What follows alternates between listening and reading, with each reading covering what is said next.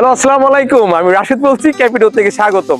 আজকে আপনাদেরকে একটা বিষয়, খুবই গুরুত্বপূর্ণ বিষয় নিয়ে কথা বলবো, যা অনেকেই জানে অনেকেই জানে না। বর্তমান বাজারে আপনার সিজনিং চেম্বার নিয়ে, সিজনিং প্ল্যান নিয়ে অনেক রকম কথা হয়।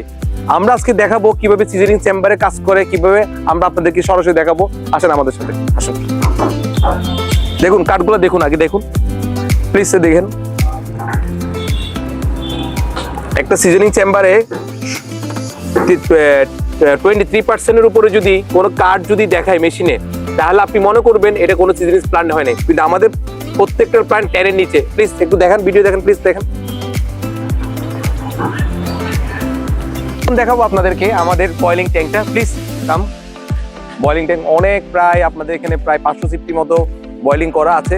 এবং আমাদের যে সিজনিং চেম্বারটা প্লিজ দেখায়, এটা একটু দেখেন। সিজনিং চেম্বার এখানের মধ্যে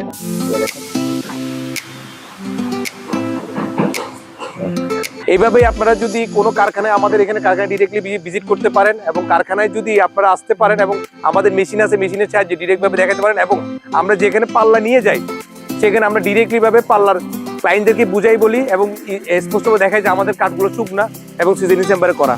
আরো ইন্টারেস্টিং, আরো মজাদার এবং আরো বৈজ্ঞানিক তথ্য নিয়ে আপনাদের কাছে আসবো।